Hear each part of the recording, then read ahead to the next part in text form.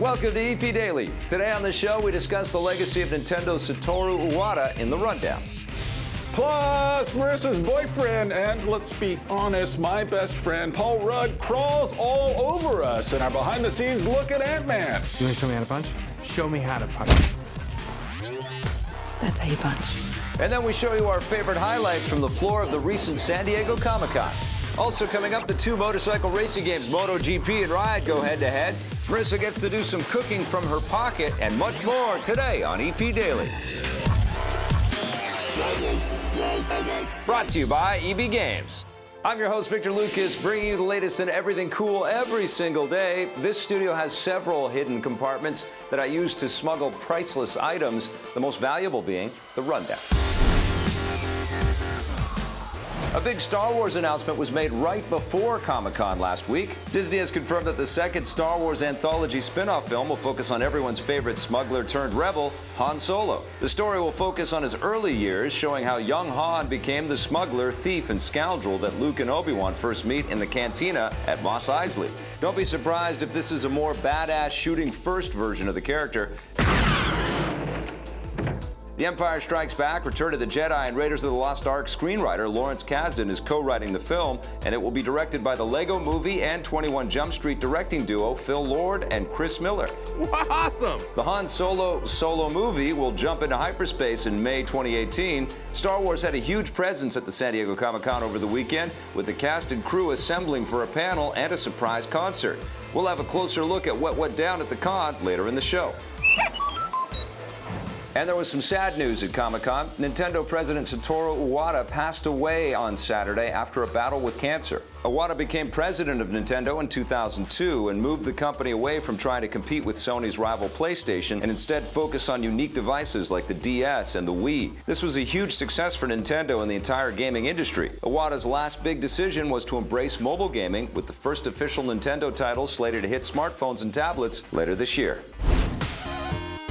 Very big stories today in the rundown. Here is my pal Marissa Roberto to help me get through them, and I think the first thing that we need to talk about is Satoru Iwata passing away, which was incredibly heartbreaking to read about and hear about as we were on our way back from Comic-Con. Yeah, we were on our way back, and then we heard it as we were getting onto the plane, and just heartbreak. I was so shocked by this whole thing, and then when I get home and you start thinking about it, you start thinking about what he means to you and what he meant to your childhood. I had tears just going through all of these. Like, you want to look at all the games that he's made and just like really wrap your mind around everything that this man has done and contributed to. Yeah, and it's so heartbreaking. And I think even more than that, it's just sort of leading Nintendo through a lot of incredible transitions and changes and risks. He really typified the creative spirit of Nintendo, and he's going to be sorely missed in the video game community in general. All we can say is thank you to Iwata-san, and send love out to Nintendo, who must be completely devastated by the loss of their leader like that. It's just I'm just completely heartbroken, honestly. Yeah. Well, in the better news department, we know that Han Solo is going to be making a comeback. You've got a pretty good idea of who they should cast for this Han Solo movie. You and I saw The Age of Adeline. Yes, we did. And there was this kid in there that looks exactly like Harrison Ford, and he played a younger version of Harrison Ford in the movie, Anthony Ingruber. Right. Now, this guy actually got the role because he had an impression of Harrison Ford on YouTube. Incredible. And he looks just like him. Yes. Now, he does look just like him, and he can sound just like him, but obviously we don't know how well this guy can perform. He can do an impression of the iconic Harrison Ford, but is that enough? And is that what moviegoers would want, or would they want a kind of a reinvention or a reinterpretation? But I mean, we have a completely different look for James Bond, and we all accept it and love it, so we could go in that direction as well. Who knows? It's crazy days. It is crazy days, I would never think to see Harrison Ford be replaced in these roles, but that's about what we're going to see in the next little while. Crazy stuff. All right, well, right now it's time for us to go behind the scenes on AntMan. You should be able to shrink and grow on a dime, so your size always suits your needs. Now dive through the keyhole, Scott. You charge big, you dive small, then you emerge big. When the movie starts, there's something that's happening at PIM Tech, which is Hank Pym's old company that he's been chucked out of.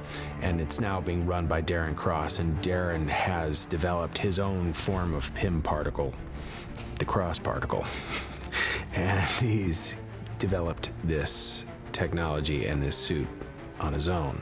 He's always heard about the legend of AntMan, and even though he's never been told by Hank outright, he's decided to pursue it.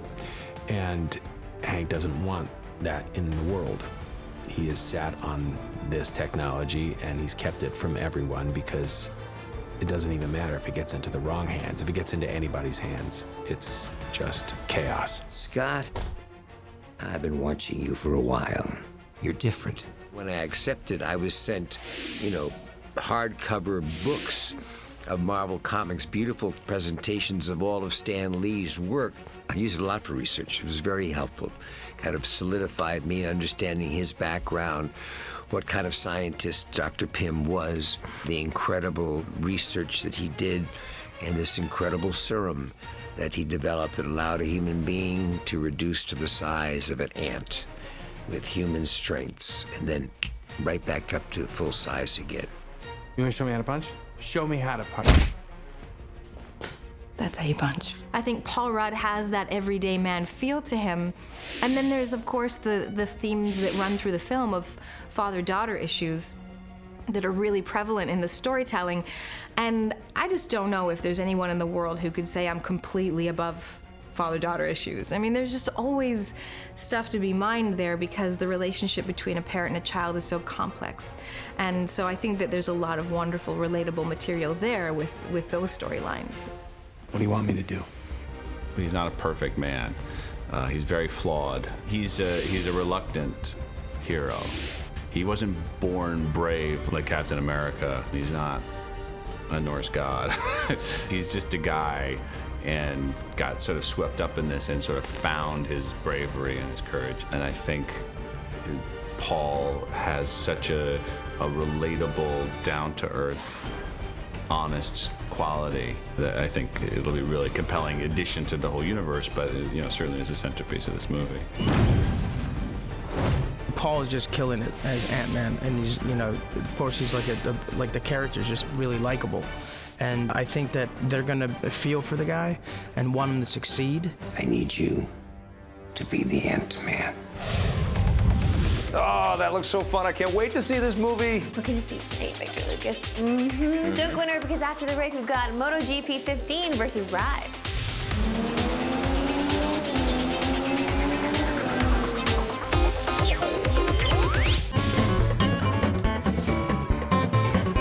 EP's mobile coverage is brought to you by Gameloft, makers of Asphalt 8 Airborne, which you can play on your Android or iOS device for free right now.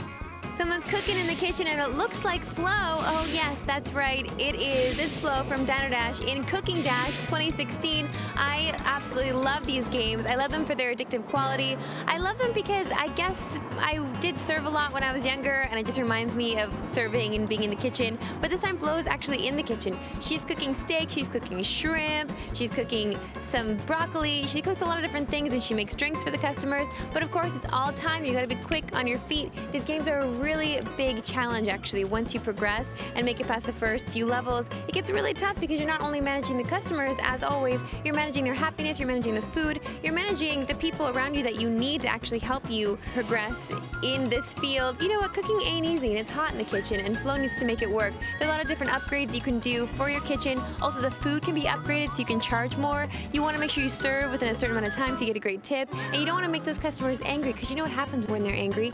They dash, and they're mad, and they don't pay for anything. And then how are you going to progress? You can't unless you pay for things, because this is a freemium title. You know how these freemium titles work. But other than that, I had a great time. I'm addicted as heck to this thing, and I will keep playing it. Cooking Dash 2016 is getting an 8 out of 10. Nice job, Marissa Roberto. I know you're still enjoying Cookie Baker 9 It's there. not Cookie Baker. No, it's Cooking Dash, and I'm still cooking, I'm still chopping, I'm slicing, I'm deep frying, I'm baking away. Moving right along. on, let's talk about Italian motorcycles. Okay, sure, yeah. Well, we have a versus for you today. One is MotoGP 15. It's versus Ride, but it's actually developed by the same Italian company. But we'll let Stephen Raju explain. Yeah, I'm a little confused, as usual.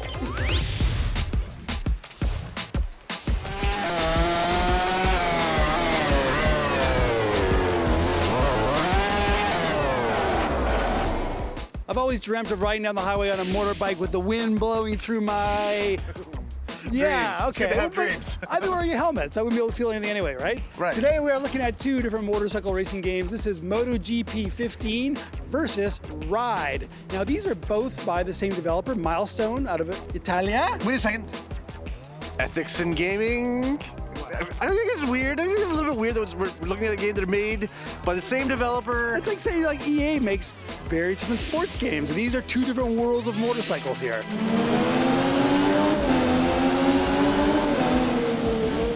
Both just came out in North America. The biggest difference to me is, MotoGP 15 has the license and all of these crazy drivers, but come on, do you follow that in any way? Okay, obviously there are people who do. I mean, let's start with MotoGP 15. Now this is obviously the latest incarnation of the series that follows real, true motorcycle racing. Like if you know the riders, if you know the brands, if you know the bikes, if you know the sponsors, this is for you. This is like high speed, high octane track racing, leading into those curves to like your little knee pads, scraping the ground. Like, I watch these guys on TV sometimes. I'm like, you guys all got death wishes. Y'all got death wishes. I don't know what the hell you're doing. I don't even know if it's even physically possible to do this stuff, but hey, that's why video games exist, so we can do these things that we can't do in real life. There is a ton of content here. I hear one of the big things is that they put in like all of last year's big races, so all of the showdowns that happened last year, and that's basically what's missing from Ride. Or you could say Ride is more accessible to we, the common person. It is, and so because basically it is you who are riding,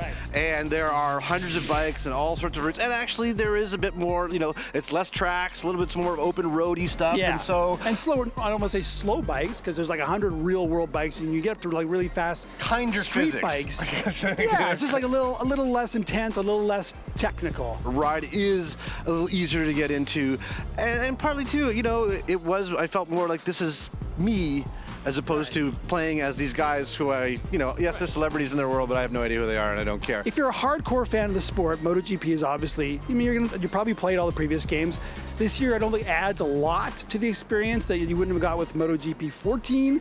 But I mean, you can like do this whole thing where you get sponsors and you form your own team and you have your little trailer. You can go on your trailer and like watch the highlights from other races or like work on your sponsorships. But with Ride, you're more building up like your own character and custom tuning your own bikes.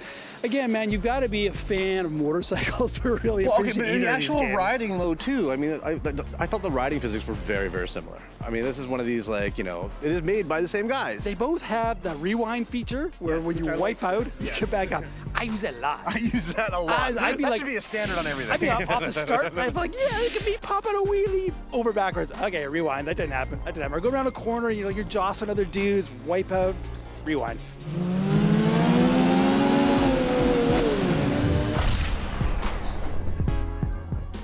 This is a versus, so we're putting them up against each other. So let's start off with MotoGP 15. Steve, what are you gonna give it? I mean, it's a little slicker. If you like the sport, I think you're gonna love it a lot. It's 7.5 for me. I'm gonna give it a 7. And Ride. I like it for different reasons, a little more accessible. I'm gonna give it a 7.5 as well. You know what? 7 for me. Thanks, Stephen Raju. And a little public service announcement courtesy of EP Daily. Always wear a helmet when you ride a motorcycle, and ladies' underwear. Oh, and Is that ladies' just me? underwear. I think everybody should do That might just be you, Jones, and all the ladies out there. Of course, don't go anywhere because after the break, we've got Comic-Con coming at ya.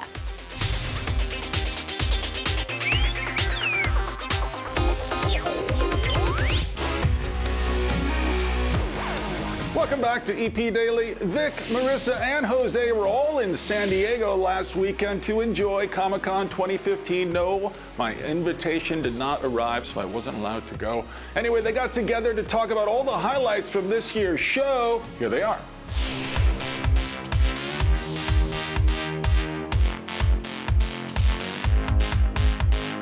Comic-Con 2015 is almost over, so we thought we'd take a second here and talk about the biggest events, the biggest things that happened at Comic-Con. What was one of the biggest stories? I mean, one of the coolest things, obviously, has to be if you're an X-Men fan, and the fact that every single freaking X-Men just shows up on stage and they're all hanging out and they're all just like chums and buddies and old pals, knowing that their movie has to compete with something like the Avengers. Yeah. And they know it. Yes. And so just like in Days of Futures Past, man, they're bringing everyone all out to show that they're all passionate about this project. I mean, Apocalypse, come on. You didn't think I'd miss it. And Oscar Isaac is Apocalypse, and he's also in Star Wars The Force Awakens. I know, this guy is killing it, but obviously we have to talk about Star Wars. Yeah. We have to talk about Star Wars. We're at Comic-Con. Okay, so Hall H erupts. Yep. They give everybody these passes to go to the Symphony, the Star Wars Symphony. Are you kidding me? Like, what a treat for fans. Harrison Ford was here. Harrison Ford playing with lightsabers with Lawrence Kasdan at a symphony for 6,500 people that cleared out Hall H. I mean, that's big news. There's people waiting in line for days to go into Hall H. I heard that J.J. Abrams was visiting people in line the night before because it's all about sleeping over before you get your seat in there. And Batman versus Superman pulled the same thing. Zack Snyder actually rolled around the line in the Batmobile. That's kind of next level. That's pretty badass. I mean, he's And like, they oh gave yeah, stuff to JJ, you're gonna walk around and say what's up to people? Who's the guy with the car? Oh, it's Zack Snyder in a Batmobile. Incredible. And then they roll up on stage with the Batman versus Superman Comic-Con reveal. Not in a Batmobile. Not in a Batmobile, but all the cast members are there, except they didn't really do the whole Justice League reveal. At least I didn't hear about everybody being there. That's what I like. Yeah. Is that you always get so much. I mean, Yeah. even though the movie's not coming out until next year, Yeah. usually they're always giving you too much. I mean, they showed off a new trailer, which obviously Vic was, look guys, this is the greatest. Nobody cares about Clark Kent taking on the Batman. I wouldn't say that, but it was fantastic. It was no Star Wars Force Awakens, Chewie, we're home kind of trailer. Didn't give me chills, but I have mad respect for it. I did notice that the color has all been beefed up quite a bit in this. It's Yeah. not the moody, dark color that they've had It's not before. just the Dark Knight. Tell me, do you bleed? I'm really hoping this Wonder Woman, I'm really hoping Gal Gadot can just bring it home for me. You know what sells it for me? What? It's Ben Affleck. It all rests on his shoulders. If he doesn't give us a good Batman, it's screwed. Let the record show that this committee holds him responsible. He's looking up at buildings falling and just that anger in his eyes, and then he runs into the dust cloud. That was cool. The trailer for me, it was like, there's the scene where Superman rips the doors off of the Batmobile. It's like, Yeah. come on, you're Superman. If you really got a problem with this guy, take the car, throw it in space. All right. Into the movie. Superman win. The Suicide Squad came down from Toronto for like 3 minutes. They all came out, were like, hey, we're here, we gotta go back to shoot. And then that was it. So that's another cool thing for DC. I mean, DC they're hitting hard, man. I'm just gonna hurt you. Really, really bad. Their TV lineup is so solid right now. And it was weird because Marvel usually comes away with so much buzz out of this thing, but it feels like they said, no, DC, there you go. This Bat vigilante, like a one-man reign of terror. I feel like DC, honestly, just put their fists up in the air and we're banging around. I love everything DC that we had this year. Not only with the TV shows and the movies, but the comics too. There's just so much to love about DC. Even the animated movies that we the saw. Justice League, Gods and Monsters. DC Lego movie, The battling Vixen the TV Legion show. of Doom. Yeah, they did a great job. Was it DC? Did they Oh walk? my Or God, was it yeah. Star Wars? Well, that's the thing. Star Wars trumps all always. DC still shines so brightly, and I don't want to take anything away from them because Star Wars is just casting this huge, I don't want to say shadow, Do you because think it's a light. Do you think that Star Wars should have revealed another trailer here or unveiled another trailer, or was the behind-the-scenes thing the right thing for them to do? Let it be a soft pull-in. Everybody's already stoked. Yeah. Everyone at Comic-Con who is a fan of that style of movie, Yeah. or just everyone in general, is going to go see Star Wars. You don't need to show behind-the-scenes stuff. That's I cool. love the behind-the-scenes stuff. Just don't spoil anything. I don't need to know anymore. Chewie, you're home. I can't wait to see you get there. Can't really top that. Chewie, you're home. Thanks for watching. We can't wait to come back to Comic-Con next year. Chewie, we're home. Thanks, Vic, Marissa, and Jose. And there are more Comic-Con stories coming your way. Batman! Coming up next, Twitter question of the day after this. If you want more EP, go to our website, epn.tv, for bonus content and full episodes. We're also on Facebook and Twitter.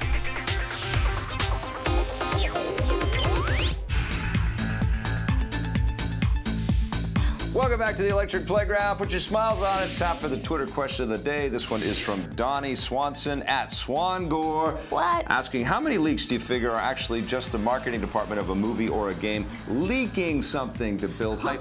This sounds like Scott Jones sent us Yeah. in. The question there, it doesn't was Scott, wasn't it? That's Yes. his alias. Yeah, it's very cynical. Very cynical. I actually heard something incredibly cynical while we were at Comic-Con. A friend of mine said, what if Taylor Swift and Apple were in cahoots on that whole uproar that came back, and Apple was able to come around and turn out to be a good guy through the whole... through the Apple Music Taylor Swift thing. That's very cynical. That's super cynical. Yes. I don't know. Some of these things might be planned. It's true. We don't really know for sure. Just people talking about it. But I think if people planned a leak, the leak of that plan would get out, and these marketing departments would not look good at all. So That's true. It's too dangerous. I don't think we want to extrapolate that far. No. Good question, though. Remember, you can ask us questions, get caught up on full episodes of EPN.tv. We got more coming for you in the next episode of EP Daily, including a look back at Arkham Knight with Nightwing himself. Right on. Thanks for watching, everybody. Bye. EP would like to thank its sponsors, Nintendo, Xbox. Do you feel like there's going to be more Nightwing going forward? I don't know if there's going to be more Nightwing going forward. I've done a couple of voices for Warner Brothers games in the DC universe. I voiced Superboy for them and Aquaman for them in different projects, and now Nightwing. So I would love to do more of that. I would love if it transitioned anywhere. If I was able to play Dick Grayson a little bit further, that would be awesome. You're a genuine gamer, without a doubt. Yeah, no, I've been a gamer for years. My Xbox gamer score is over 100K. Wow. So, I mean, you know, I'm a dedicated gamer. I've been playing since I was a kid, and it's just, this is my event of the year. This is my favorite con of the year. So how does this compare to straight up acting, like the stuff you did on Friday Night Lights? Man, you know, every project's different. Just like it is on screen, just like it is on stage. Every single game is different. I voice a pretty big character for a Telltale game, and they're very conversational. You rewrite your lines on the fly, and there's multiple choices of how a player can play. And then there's a game like Arkham where you trust the studio that's making it. You trust how they've cared for these characters and curated this world for Batman, and you just go and you say your lines, and you can hear legends in your headphone.